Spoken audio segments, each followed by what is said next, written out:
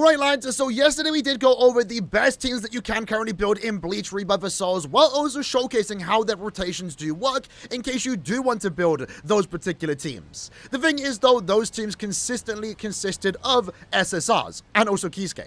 So chances are it's not something that you are going to be able to do right now at this exact moment. Heck, I can't even do that. Currently I do own 3 SSRs in the game and they're all working for different teams. So with that in mind, what I want to do for today's video is focus on a free-to-play team that you can use to make your way through the game story modes, and it's pretty much only including SR characters. We're also going to talk about this Ichigo once more, because technically he is free if you reroll, but not really counting him fully. But if you did reroll for Ichigo, whenever we talk about this particular character, the Shikai version, you know, this character basically does the same thing but better. The way story mode does work right now, even in the later stages, is that your character's power level is tied behind your account level, and you can only progress through the story once you reach certain milestone levels. So ultimately, the story mode isn't going to get ridiculously harder where you need to have SSR characters. I played through the entire 8 chapters in the beta, only using SRs, pretty much this team I'm talking about right now. So if you are someone that doesn't have access to an SR Bankai Ichigo, alternative SSR characters that you can use, of course, are going to be other damage-dealing characters, full assault units like Yoruichi and also Ikaku. Other than those characters, though, in terms of full assault units, right, we have access to Ururu, not really a character I would recommend using right now. You also have Renji, who I guess you can make work. You have the original Ichigo, and you also have the SR Shikai Ichigo. Now, by far, your main DPS character here is going to be this character. I would definitely recommend investing into this unit if you do not have Bankai Ichigo as your go-to full assault / unit. I would personally invest into this character right now if I did not have Bankai Ichigo, but since I do, I kind of feel like I just don't need to because it's kind of wasting resources. But this character is overall a very strong unit for story mode, because one thing you will notice when it comes to story mode as content, and I'm pretty certain this is going to stay consistent throughout the entire story mode, because they want you to use Ichigo. This is essentially Ichigo's story, right? The recommended type 9 times out of 10, maybe 10 times out of 10, is always going to be slash. Sometimes they'll throw in yellow characters, thrust units, maybe some other ones, but it's always going to encourage you to use slash type characters, and with that, you do deal more damage. So that's why a character like SR Ichigo is going to always be a good character here for this story mode, because he's always going to be dealing more damage compared to any other full assault unit, especially in the SR category. Now, like always, you can come down to this button right here to check how to build the character and what's the best team that you can actually build. Coincidentally, they actually recommend the team that we are going to talk about today. Depending on where you are at in the game, if you are currently entering chapter 4, 5 onwards, for example, you are able to unlock the game mode where you can farm core stamps. And in this case, using Ichigo's one as an example, while you are in your spiritual power release, which does consume his spiritual pressure gauge, all damage dealt is going to be increased by 10%. And every sword wave that hits an enemy, the damage of the following swords will be increased by 5%, which does stack up to 4 times. So his main damage output is all about when he accesses the spiritual power release, which he is going to be able to get multiple times. And this is an SR core stamp, so chances are you are going to get it when you attempt this game mode. I mean, I got it without even trying to. If you don't have that, an SR alternative is going to be this particular one, where every base attack deals extra damage. If you were lucky enough through the free summons that you have gotten thus far and were able to get Ichigo's weapon stamp, this is actually going to be really good, because what happens here is that when you do release his ultimate, which again you get to do a few times throughout the quest if you are not clearing fast enough, you actually instantly enter his spiritual power release for 8 seconds, so you get to use it twice for the most part. When your spiritual pressure gets full and you hold down the basic attack button, that enters the mode, or when you use your ultimate. And when you do enter his spiritual power release through this ultimate activation, you do overall get more damage. Don't have that, like myself, I personally do not own it. You do want to use this particular weapon stamp. Right now though, the best way to use him is by using this particular set, which is overall good, increasing his attack stat and giving him extra damage buffs every time he does deal damage every 10 seconds. Especially if you are planning to go for Bankai Ichigo's stamp set is actually wanting you to use the Rising Black Moon, and you're basically getting both at the same time. So if you are playing this quest with the idea to currently build your Shikai Ichigo and you've yet to get Bankai Ichigo, well, also at the same time you are getting stamp sets for Ichigo when you do eventually pull him, assuming you are going for him after all. Now, Ichigo, of course, like many other characters, do get better with duplicates, and Ichigo's duplicates are actually pretty decent. They do have some annoying requirements sometimes, but in this case, when an enemy is less than 40% HP, he deals 50% more damage. Now, of course, with every character in the game, they do get better with duplicates. In the case for SRs, chances are you are going to get duplicates, and if you possibly can, his first duplicate's actually pretty decent, where if the enemy is under 50% HP, you deal 40% more damage. So that's going to be really good for like basically any enemy, but especially those elongated fights versus bosses. So with the understanding that Ichigo is going to be our main DPS unit, what then do you want to use? What next character do you want to invest in? Well, by far, the best character here is going to be Yachiru. Again, right now, even my main team with SSR Bankai Ichigo is consisting of Yachiru. Unless you have Kisuke, if you have Kisuke, use him. But this is a replacement for Kisuke for those that currently do not own him, like myself, unfortunately. Now, the great part about Yachiru is that she is a free character. Most SR characters are free, to be fair, but over the course of a week, you will be unlocking the character's weapon stamp and also core stamp. If you have been logging in every day, for example, you do get her weapon stamp tomorrow, and then her core stamp after a few more days. Now, for Yachiru, the best part about her is just overall the ways that she does work.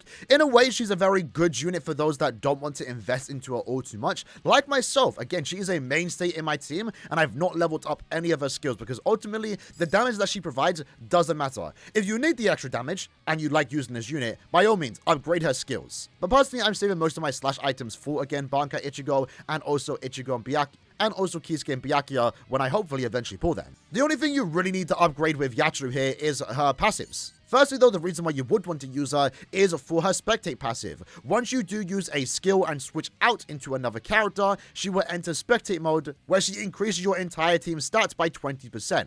In a way, the best part about this is that there is strictly no time to this. So once you switch out of Yachiru, you never need to switch back into her in a way. Obviously, Kisuke as a character is a lot better, and his whole thing is that you need to switch back into him. You likely want to because he does offer good benefits. He's a good character overall. But with Yachiru, you can just let her sit on the side as she spectates you defeat all the bosses in Bleach Soul Resonance. But overall, you get a 20% attack boost, and through the inspiration buff, once your ultimate does reach 50 or 100%, important to note she does need to be in spectate mode for this to activate. She will then increase your team's slash damage by 10% for 6 seconds. And that's great because Ichigo is a slash damage dealer. Once you unlock her first passive, if you then decide to use her ultimate, which she does naturally gain by being in spectate mode, and if the character has inspiration activated, so remember, going back to this, once her ultimate energy reaches 100%, so the second she gets the ultimate status, she will start dancing next to you. That's basically the indicator to instantly use her ultimate, because then for the next 6 seconds, you're going to get a 17.5% slash damage increase. 7.5 from the passive boost 1, and 10% from here, and that also does further get increased when you continue leveling her up. And through her second passive, the duration of the inspiration buff will last longer, so you can take more advantage of the slash damage boost. Now, when it comes to building Yachiru as a character, of course, you do want to use her weapon stamp that you can get. If you do have it active while Yachiru is spectating, after reaching 25% or 75% of her ultimate energy, will then grant enemies inspiration, which also then provides a 10% crit damage buff. So really good weapon stamp on Yachiru. The alternative here being this, where if you do switch into her, use a technique and switch out, you'll gain an extra 6% attack boost. This is pretty decent, but I would definitely prefer this one. Of course, her main weapon stamp, and then her core stamp, which you can get again through the stamp corridor game modes. In a way, this makes it even better, where if you do use her ultimate, it doesn't actually replace the current on-field character, so she can literally always stay in spectate mode. This is more of a quality of life, but you do get the benefit of getting 15% more crit rate, while also then staying on your main character. So I really do like the way they build Yachiru here. You pretty much just have to use her skill once, switch out, and then never go back into her. But the alternative here is that you can use this core stamp, where after using an ultimate, your entire team does gain a 6% attack boost. So Yachiru as a character is all about boosting your character stats, which you can take that even further by using the Kisuke set, which you again can get through the Realm of Mutation. And the 3-piece set makes it so when you do use a technique, the entire team does gain a 10% attack boost, which lasts 25 seconds. This will, of course, mean that you have to keep going back into her every 25 seconds, but honestly, that's not too bad. Because remember, Yachiru is a slash character, so she's also dealing more damage in the story mode. Like I said, you don't need to invest into her skills, but if you do want her to deal damage, since she's dealing extra damage as a slash type unit, I mean, you can do that. Now, when it comes to team building in this game, like already mentioned in past videos, you do always want to have a tactical unit in your team. The reason because is that they do offer a skill effect. If they're an SSR, and depending on the characters you are bringing, you can get 30% more damage. With SRs though, in particular Rukia and also Uryu, you do gain a 15% attack damage increase, which is really good. If you do happen to have a character like Byakuya, you would then want to replace Rukia with Byakuya. That way you do get the 30% slash damage for your SR Ichigo. If we were using SR Ichigo, for example, it would look something like this. Like mentioned, when it comes to tactical SR characters, there is Rukia and also Uryu. I would like to say it's personal preference which character you would want to use. They basically both fulfill the same job. The advantage here is that Uryu can deal more damage through his combo attacks. And like mentioned before, there's a lot of missions in the game that do want you to use red or yellow characters, slash and frost units. So Uryu is able to be a pretty decent sub-DPS unit, a bit more when compared to Rukia. Personally, I like Rukia more as a character, that's why I'm using her. But I'm not really using Rukia as a character, and you can see it for the most part, I haven't really increased this character's skills once more. Just unlocked her passes, and also increased her battlefield skill damage, which I might as well upgrade once more. In the case of Rukia, since she is a sub-DPS unit, and also Uryu if you are using him, it's definitely worth upgrading their skills. You might as well just get that extra bit of damage. You don't need to, but you might as well.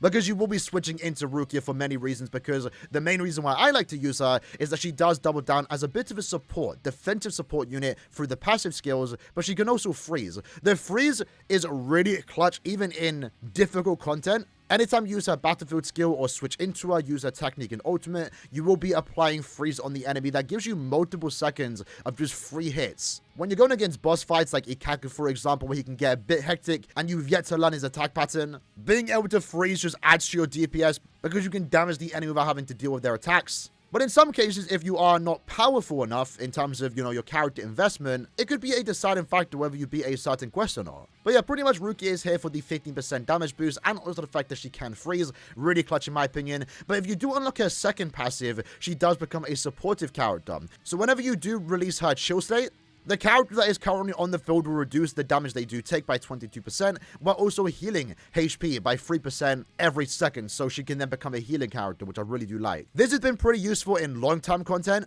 like for example in the Unknown Adventure. Currently, again, I am using this exact team. I'm using Bankai Ichigo because I do have him. If I didn't though, my team would literally look like this with Ichigo as the first character. There's multiple pop-ups in this event that can lower your HP. There's ways to heal without Rukia, but that's my reason for putting Rukia in the team, to get those extra bit of heals. Now, in terms of how you can build Rukia, of course you can use her weapon stamp. In this case, it's more so about dealing damage with her ice effect. So this one is good to have, but not a make or break. The alternative is being this one. Nothing really noteworthy here.